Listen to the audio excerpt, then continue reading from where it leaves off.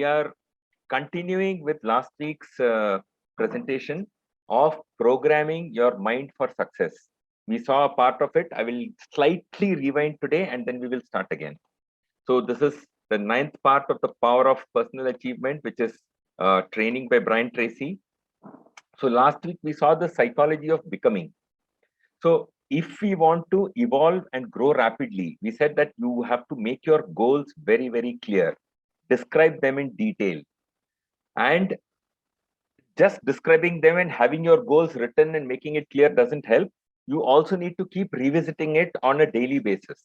Just if you have, like, I've been telling all of you, open a notebook of yours, that let that be your dreams notebook. All your dreams, all the things that you want to achieve in your life, start writing it down and write add as much detail as possible in terms of dates, when you want to achieve it, what is the likely cost of achieving that dream. That if you want to, let's say it's a house that you want to buy, what is it going to be the cost of that house? If it's a car, what is going to be the cost? What brand? Try and give as much detail. If it's a car, write the color of the car. It could be anything. If it could be a business that you want to start, give some detail to the kind of business that you want to do. So as much detail that you add, the subconscious mind works in that depth, and to that extent it starts working. It treats it as real. And as we said, just doing this is not enough. You have to keep revisiting it on a daily basis so that the mind actually comes to believe that yes, this is already true. And that's why the visualization is so important. Okay, so as we said, you cannot visit your goals once a month and expect to succeed. That means there is no real commitment. Now, another part of this thing is the obstacles that we have, that we are already stuck in what we call a homeostasis. That is, right now, the way things are, we just want to stay there. We are hesitant to move from here. It's like, and there is psychosclerosis. That is, in the mind also, there is the mindset. That is, the attitude is fixed. You just fix in the way you think, and no. This is the way I think, this is the way I believe, this is it. Right? In other words, we are stuck in a comfort zone. We have to break out of this comfort zone if we want success. So to get out of the comfort zone, the trick that successful people use is to set big, exciting goals. The word we used last week is BHOG, big, huge, audacious goals. Okay, huge goals, something that will make you just, oh my God, like, is it really possible? It will make you like tremble thinking of it. Set such goals. The point is that you're setting a goal and you're just visualizing it. It may not be, it's not reality right now, and you may not even know how you're going to get there, but that does not matter. Okay, we looked at the two great powers that is there in our life, the power of love and the power of suggestion. See, everything in our life that we are doing right from childhood, the way things have happened as a baby, if you look at children, they either are doing something to get love or they are doing something to compensate for a lack of it. And this just spills into our adult life. And unfortunately, most of our adult life, we are spending trying to compensate for what is not available in the childhood. And second is the power of suggestion. This is something very important. Please take it seriously.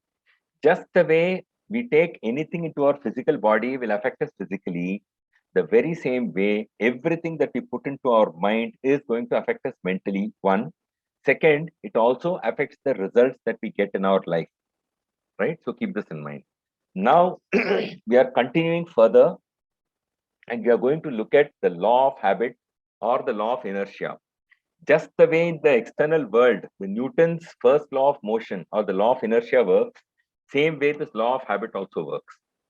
So what the law of inertia says is, or the law of habit, in the absence of a specific decision on our part to change something, that means you're not taking a specific decision that I want to change. It's like, oh, jaisa chal raha hai, whatever is going on is going on. Unless you do that, the natural tendency is to just go the same way indefinitely. So whatever is there, we'll just keep continuing the same kind of job or the same kind of activities or the same kind of habits will keep going on, right?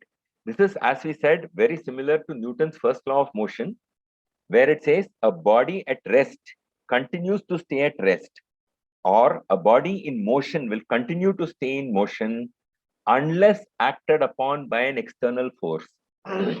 So that external force in our mental context, we are saying that there is a specific decision that we take that I want to change something. So this is the natural tendency. Albert Einstein put it very, very, very simply. He says, nothing happens until something moves. Okay. It couldn't be more simple than this. Just look at the depth of it, understand it, and implement it in your life. That unless you make something happen, start moving something in your life, nothing is going to happen. Life will just continue the same way. Okay. Now, the beauty or the amazing part is that 95% of everything we do is by habit. It is not, just 5% is outside habits. Just habitually, we are doing 95% of the things. In other words, 95% of your success and failure is also determined by your habits. This means, your habits may be either good or bad, and whichever direction the habits is, you are having success or failure, right? But the beautiful part is this: nobody is born with any habit. A child is not born with any habits. All habits are learned over time. 100% of habits are learned over time. So, if you can learn a habit, you can also unlearn a habit and replace it with something else. If you can understand this much, 95% of your success and failure is being determined by your habits. Okay. Second, 100% of your habits are learned, which means that you have 100% control over everything. Your success and failure, you are having control in your hands. If you can see this clearly, look at how to change habits. You can develop any habit that you want to develop. You just have to take a decision that I want to develop this habit and do the necessary steps. We will look at what the steps are, and you can develop a habit. So, see, this is the beautiful thing. Good habits are hard to form, but once they are formed, they are very easy to live with. Whereas bad habits are very easy to form, but once you form them, then you will keep suffering with them. They are very hard to live with. So, see, that's the reason why it's much easier to create a habit that you do not want. It's very easy because it's very easy to form them. And good habits, you have self-discipline is required. You have to be committed towards it. So, therefore, the suggestion is this: form good habits and let those habits become your masters. Okay. So, you just think, how would your life be if you had the habit of being punctual? If you had the habit of planning every day in advance? Okay, if you had the habit of exercising for 30 to 60 minutes every morning, suppose you had these habits. Suppose you had the habit of just going to bed at 10 p.m., right? Just think of it. Would these habits serve your life or not? And the surprise for you is that all successful people are having these habits. Okay. So, in other words, if you work in the reverse direction, that you start putting these habits in place, you are on the path towards success. Okay. And also remember that all these successful people who have these habits today, at some point, they did not have it also. When they started off, they did not have it. They inculcated it, they made it a habit for them, and therefore, that is part of their reason for success. As we said, 95% of the reason is only that. So, same way, if you also decide to take on specific habits which are going to be supportive for you towards your goals, you will also see success. So here is something that Goethe said. Goethe was a German poet, playwright, novelist, scientist, statesman, theater director, and critic. Oh, what a man. I mean, for one person, for one lifetime, look at the range of things he's done. So this is what he had to say. Everything is hard before it becomes easy. So anything that you're trying to do new, initially the steps will be difficult. But as you persist, it will start becoming easy. Okay. So the reason that we are not developing the good habits is because basically we are just lazy and undisciplined. We are going to look at this whole aspect of self-discipline today later. So we are basically lazy and undisciplined. And we do not have that the discipline and the determination to just stick it out till that habit locks in. See, once the habit locks in, it's very easy. But till the habit locks in, we have to just stick it out. The good news is this, that once the habit locks in, it is easier to do it than not do it. You know, that because once the habit locks in, that new habit becomes your new comfort zone. And therefore, you want to stay there rather than not stay there. Those of you who've been, for example, exercising regularly, exercising, you will have experienced this definitely. That once you have got into that habit of exercising, you will find it uncomfortable if you don't do it. See, in my personal experience, uh, the kriya, that is the whatever yoga practice, the kriya that I have been doing, initially, the instructions were just stick to it for 48 days. They said initially 48 days, that is one mandala. In our Indian culture, they talk of one mandala, and that one mandala is the time that they talk about for a habit to get fixed. So after that, my experience is that if I now do not do that kriya, I find that day I'm kind of slightly uncomfortable. Oh my God, today I have not done it. I mean, you just think of it, brushing your teeth.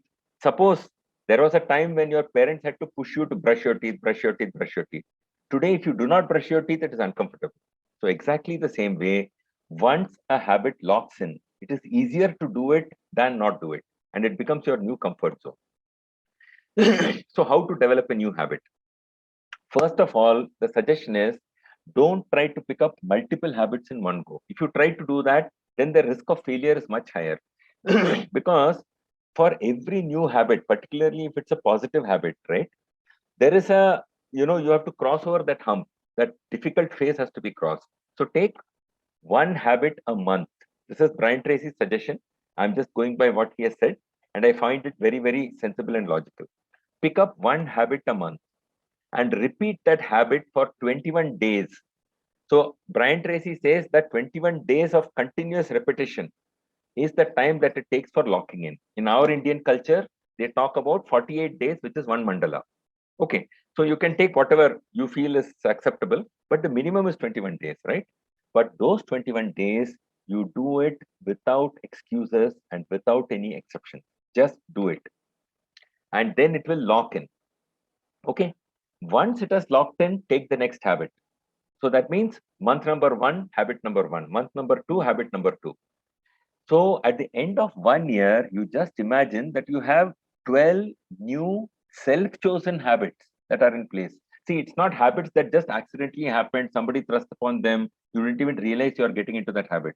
You have consciously chosen these habits and they are new ones, and now they are in place. Look at the power that you will experience in your life. Remember that every habit that you add has a multiplier effect on other habits. It's not that it's addition, it is multiplication, right? So it is like, it is not, it's like, what shall I say? Let's say it is 5 into 5. 5 into 5 is 5 plus 5 is 10, but 5 into 5 is 25. So that's the kind of effect that it has. So therefore, each time this is one part that as you are adding habits, there's a multiplier effect that is happening in every area of your life. The second interesting thing is that every time you engage in a behavior that is leading to a new habit, that means you're right now working on certain activities which are you're just creating the habit. In that process, during that time, it improves your self-esteem. You can look back and you can just verify this for yourself. Every time you did something with self-discipline, you said, I am going to do this, and you continue to do it. Let us say it is exercise. Just think of every day that you succeed to do it properly. How do you feel? Do you not feel so wonderful that, wow, today I managed to do it, right? So it improves your self-esteem. And this process, every day, it releases feel-good hormones simply because you're feeling nice. You're feeling so happy that you succeeded in doing one more day of whatever you decided to do. So you're getting feel-good hormones. In other words, it will make you feel much happier. And third, it starts giving you a positive feedback. It will start giving you new ideas. It will make you more creative. Okay. So this is the power of creating new habits. And you imagine that one a month you are adding, and over 12 months you have 12 new habits in place. Look at the multiplier effect that it's going to have. It's going to be huge. So in this context, this Senthil, the session that he's conducting every morning, many of those aspects are connected to these things, right? And that's why, when I'm giving you the synopsis in English, I'm again and again telling you, start putting it in place, start putting it in place. When you start putting it in place, you will start experiencing this very nice feeling that yes, life has begun to change for you. So please make it happen for yourself. Next is the law of emotions. So remember that every decision that you take in your life is actually, there is an emotional basis to it. It is not necessarily a logical decision. Every decision, there is an emotional basis. For sales, they definitely say this, that every sale is an emotional decision. It's not a logical decision. So Brian Tracy goes on to say that every decision that you make is an emotional decision. Now, the point is this. The stronger emotion will dominate the weaker emotion. So if there are two conflicting emotions that you have, right, whichever is the stronger emotion, that is going to be the basis of your decision making. So that will determine what you do. So there is this beautiful, I really loved this. I really loved this. So there is a story of this Native American chief, okay, and there is somebody who went and asked him that, uh, how are you guided in your life? What is the basis of the decisions that you take? So this is what he said. He said that I have two wolves sitting on my shoulders. On my left shoulder is a black wolf. On my right shoulder is a white wolf. Okay. So these two wolves, the black wolf, on a regular basis, it keeps luring me to do things that I do not want. Okay. And the white wolf, it is encouraging me to things that are desirable, things that are good. So then this person who is asking this Native American chief, he asks him, which wolf dominates? So the answer he gives is this: the wolf that dominates is the wolf that I feed. Just understand the significance of this, that there is this certain negative emotions that we are going through. There are these positive emotions also that we are going through continuously in our life, right? Which emotion are you giving more food to? That is what is going to dominate. So the emotion that you pay attention to will dominate your thinking. If we can understand this clearly, we have a choice of making a difference to our life. By continuously thinking about what you want, by continuously thinking about what you desire, you can make it more intense. That is like the wolf that the Native American chief is choosing to feed. That wolf will become more intense. And if you choose the white wolf to feed the white wolf, and it's a choice that you have, then how do you feed the white wolf? By continuously thinking about what you want, and you make that more intense. Okay. And therefore, that desire about what you want will start dominating the fears that you have. So basically, there are two major emotions that keep wrestling between us. On one side, there is fear of what will happen, will I succeed, what people will think, everything else. And on the other side, there is desire. We want to do things, we want to achieve things, we want to go places, all that. So there is this conflict that is going continuously inside of us, right? And the point is that all the fears have come from early childhood. See, remember that no child is born with fear. If you remember the older sessions that we looked at, you will see that a child is actually so fearless that you have to take care that child will do something that is actually physically harmful to the child. The child does not know fear, right? So no child is born with fear. Fear is something that is picked up along the way. So in early childhood, fear gets picked up, right? And this fear as an adult is carried, I mean, you learn it and you keep carrying it forward and you keep having it throughout your life. Now, some of these fears take care of our survival. For example, uh, there is a fear that, on the road, you have to be careful with the traffic. You may get run over, right? when you're driving your car, how should you drive? There are certain care that you take. So some of these fears are designed to take care of your survival, right? And these are, it's better that they are there because it's a part of the survival instinct. But what you have to watch out for is the fears that act as brakes in your life. And there are a very, very, very large number that we keep harboring. We don't even realize that we are living with it. And these are acting as brakes in your life. They are stopping you from achieving what you want in life. So there's something called the law of expression. See, you will find that everything that we are talking today is connected, one with the other is connected. Okay. So it says, this is Aristotle has said this, whatever is impressed is expressed. So what do we mean by this? That whatever you're taking into your mind, okay, and what you're taking in, how do you take it in? By reading, you watch stuff, you listen to people, or you listen to things, and you keep discussing it among people and all that. So whichever way that you're taking it in, whatever you're taking in, you will start expressing it in your life and in your conversation. Okay, so you can always tell what is going on inside a person if you just have a conversation with that person. By listening to the conversation, you will know what is going on inside the person. And in fact, many of you may know this. Yeah, and they will express what they are thinking about. So when whatever they are expressing, what is the kind of mind of theirs. What kind of mind it is. Therefore, whatever is impressed is the only thing that is going to get expressed, right? And psychoanalysts, they look for what they call the Freudian slip. So in this Freudian, what shall I say, philosophy or methodology of psychology, they look for what they call the Freudian slip, where the psychoanalysts, they'll just get their patients to talk. They will talk about all kinds of things. They'll just keep discussing. And somewhere unknowingly, something that they are trying to hold back, but which is there inside, will get expressed, right? So that's what we call a Freudian slip. So therefore, if you understand that what is going in is what you're expressing in your life, we have to be really careful about what you're taking in. Is it not our responsibility, right? So you should impress in your mind only what is positive and healthy in your own interest, right? You impress in your mind only what you want, not what you do not want. So please, again and again, we keep telling, no, we talk about the law of attraction and all that. This is the way it works. Okay.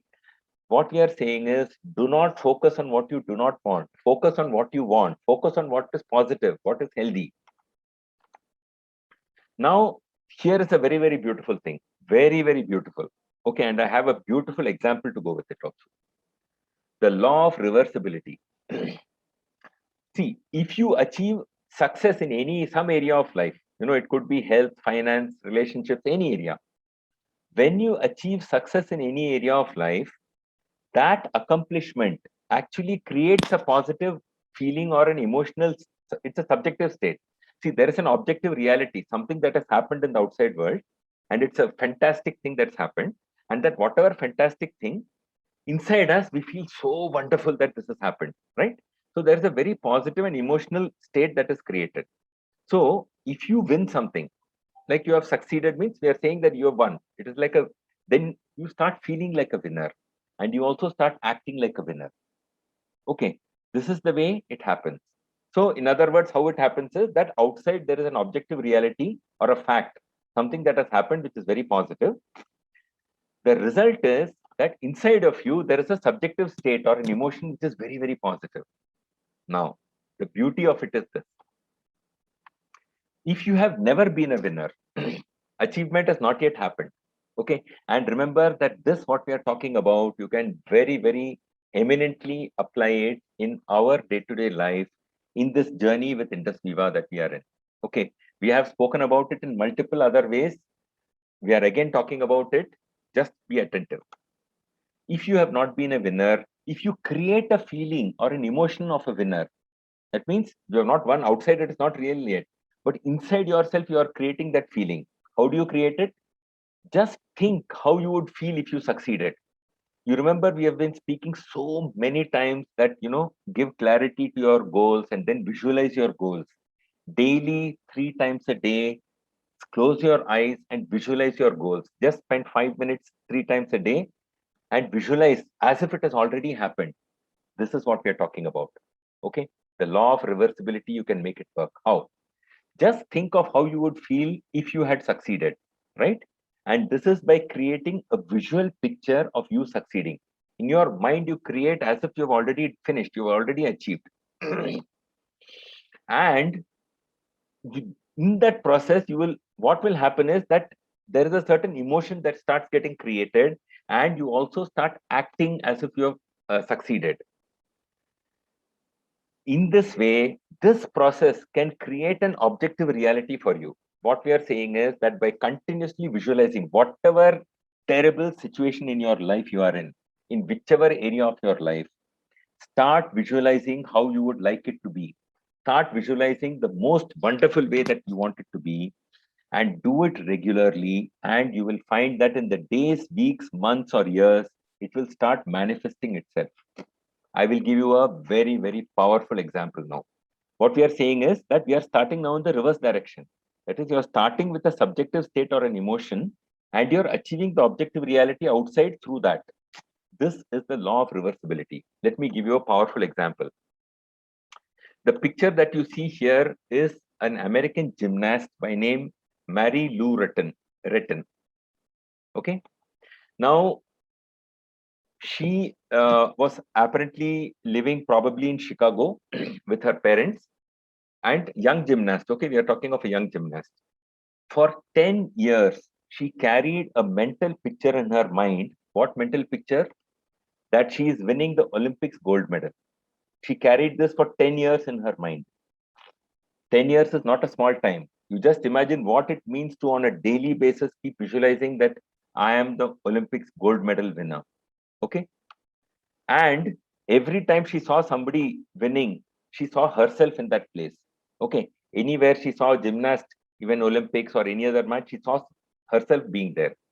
And her father motivated her, inspired her. He gave her all the support she needed to train.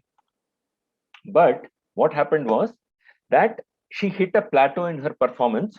She was trying, she was really doing her best, but it kind of plateaued. That, okay, she's not able to cross or make a breakthrough beyond that. Okay. Now, just imagine that continuously, irrespective of whatever setback and not achieving she has, her mental picture was crystal clear. And what happened thereafter is the beautiful part. So, there is, or I don't know if he's still alive, Bela Karoli. He was apparently the greatest trainer for young gymnasts. And where was he based? He was based in Romania. Okay. And he was the trainer for Nadia Comaneci. You may have heard. I mean, like all of us who are in the older generation, we would have heard her. She was the gymnast that we talked about. Like, I mean, all the Olympic gold medals, she was the one who took it away. And Bela Karoli was the trainer for Nadia Comaneci. What happened was that Bela Karoli, he defected from Romania to Florida in USA. Not to Florida. I think he defected to Texas, but he defected to the US. Okay. And the moment and what he did was he came to the US and he set up a training center in wherever he was. Okay.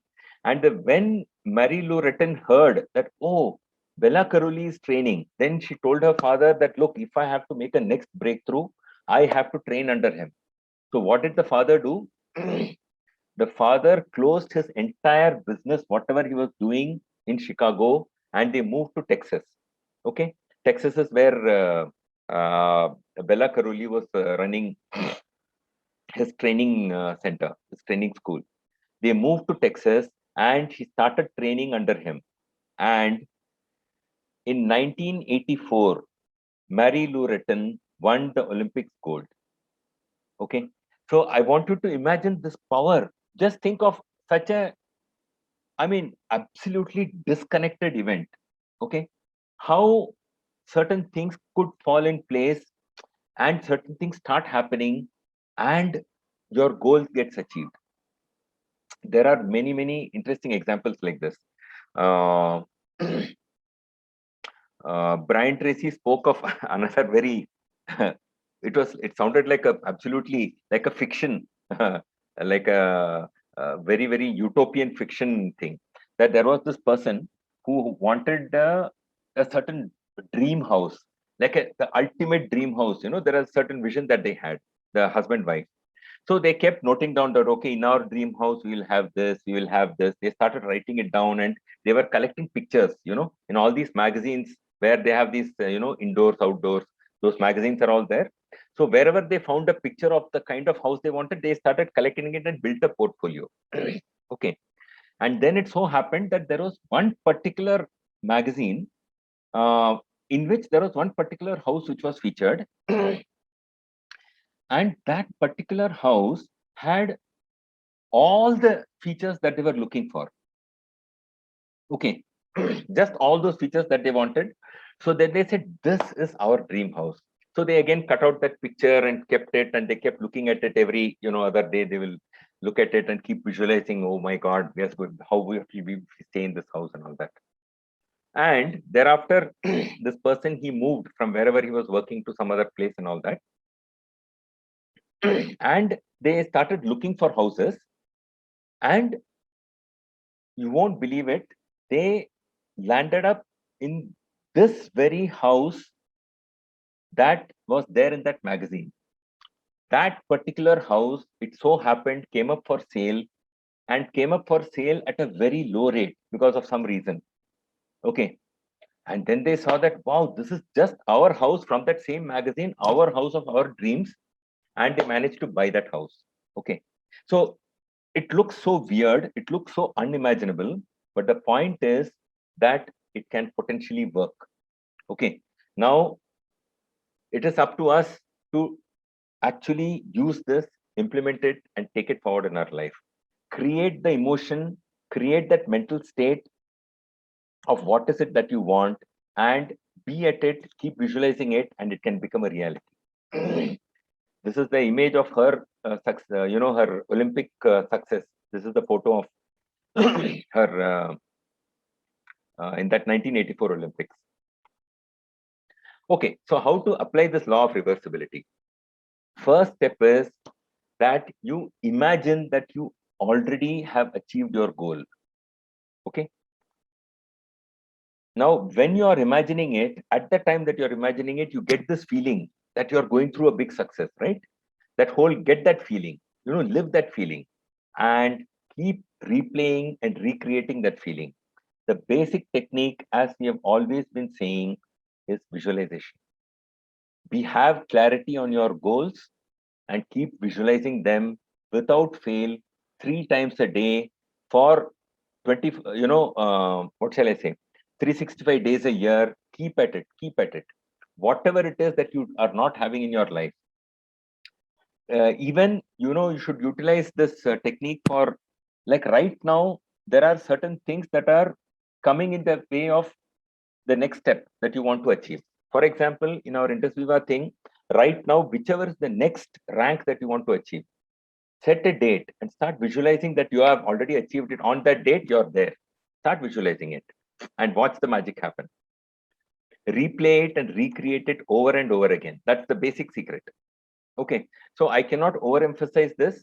I am only now having seen and having understood, very long time ago, many decades ago, I have actually gone through a certain hypnosis program, certain self-hypnosis and all that. So I have a certain understanding of how the subconscious mind, at least the way they explained it, no? Sometime I'm actually going to dig out some information and I will present it to you. The point is that the way the subconscious mind works, there is a certain science behind it. It's not that, there's some imaginary stuff that you're talking about. The point is that it actually does happen. Okay. So I'm saying, if you can trust this much that this could happen, please utilize it and utilize it for the well-being of your life. Then there is the law of practice, right? It is related to the law of habit in a positive sense that you keep practicing it. Whatever you do over and over again, and whatever you do often enough, will become a new habit. right? And as we have seen, a new habit takes 21 days to develop. So for these 21 days, what are you going to do? Follow a 21-day positive mental attitude diet.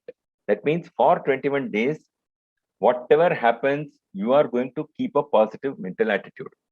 Take that as a, that's just keep focusing on what you want.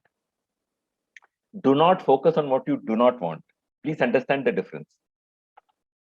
And also, the second goal is that you want to become a purely positive person, a PPP, that whatever may happen, you're just bursting with positivity. So it is like you're consciously, and you can again use visualization for this purpose. Right now, it may not be a reality. That doesn't matter. Use visualization. Visualize yourself becoming this kind of a person. Think of how powerful it is to live this way, right? So pre-program yourself that whatever may happen, you take a decision that you will only respond in a positive way, right? If you have any obstacles, see, there will be obstacles, there will be setbacks, okay? Look for what is good in the person or in the situation and remain positive and cheerful. Just take a decision that this is the way I'm going to be.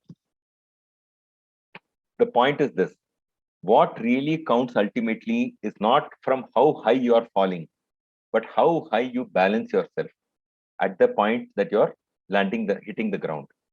So what counts is not from how high you fall, but how well you balance. And that how well you balance is completely, you can becoming a purely positive person is the, a key to balancing yourself. Okay.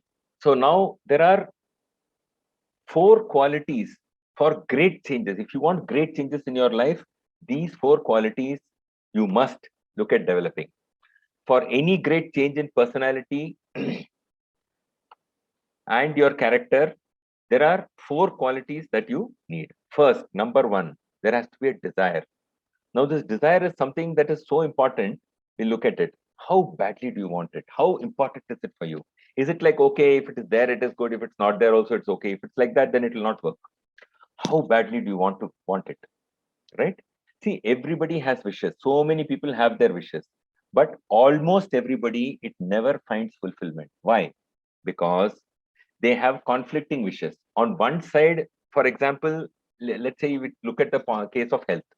On one side, they feel that they want to be physically very, very healthy and all that. On the other side, they also have this great desire to keep eating junk food, okay, to not exercise. So it's conflicting, right? So there are those desires they have which are very worthwhile. And along with that, they have many time wasters or health wasters, partying, unhealthy eating, and all that. So they do not get anywhere. If something is really important for you to achieve, then please stop doing things which are contradictory to achieving your goal. So you have to get clarity about what is it that is, for achieving my goal, what is it that is needed and what is it that is going to come in the way. Whatever will come in the way, please ensure you stop it.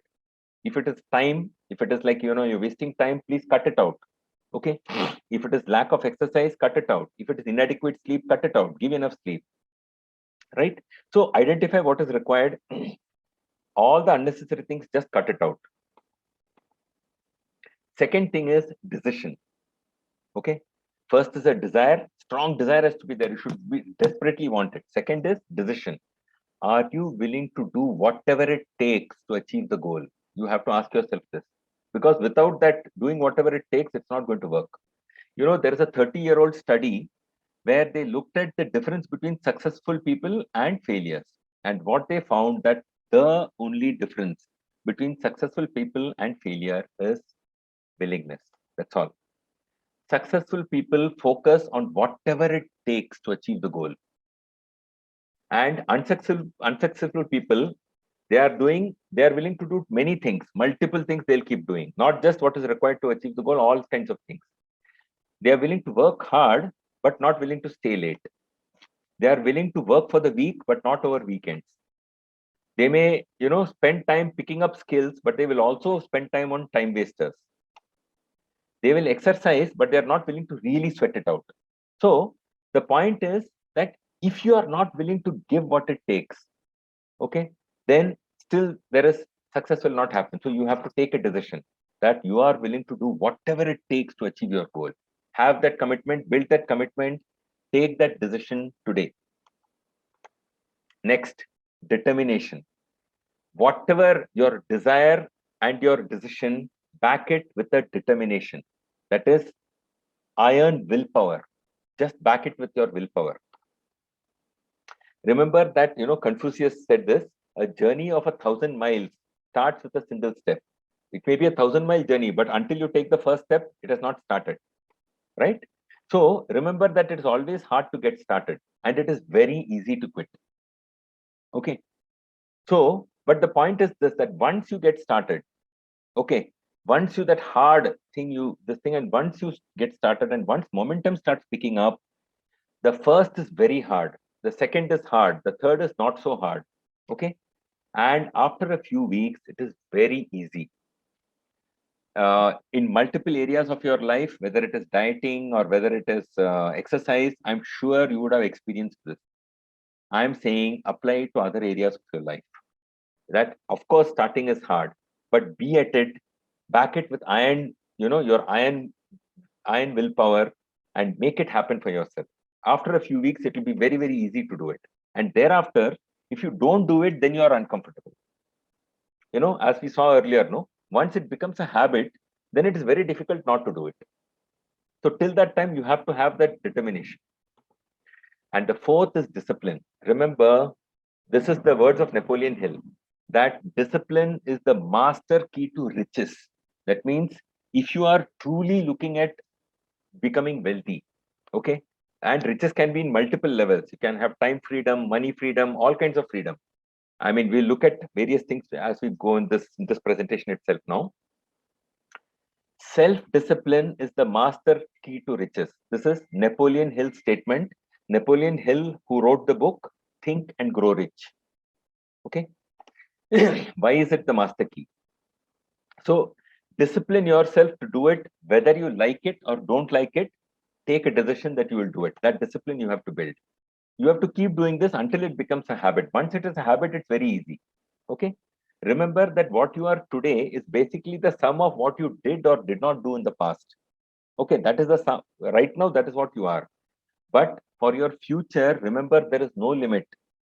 The choices that you make today is going to determine your future, right? And remember that you have 100% control over your future because you can make those choices today. Right.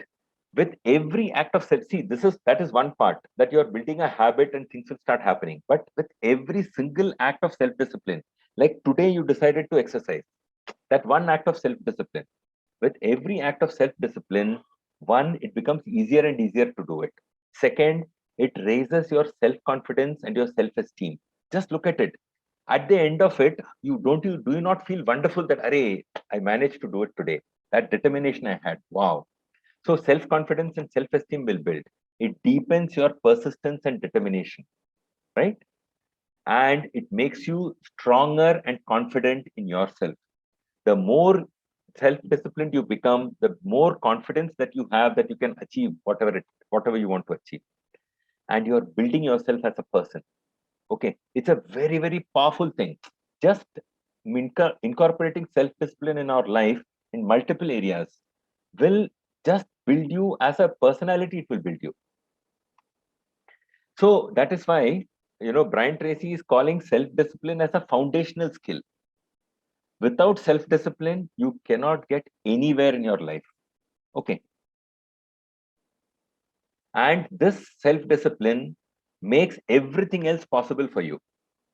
And remember, all successful people are full of self-discipline. They are extremely disciplined in every area that is important to them. They are disciplined about it. All successful people. And the best part is that this is a learnable skill. It is not rocket science. Anybody can pick it up. If you're willing, you can pick it up. If you develop self-discipline, remember that you can achieve anything in your life, right? It could be mental, it could be emotional, physical, even spiritual goals, and definitely any financial goal. All you need is self-discipline. So that is the end of today's presentation.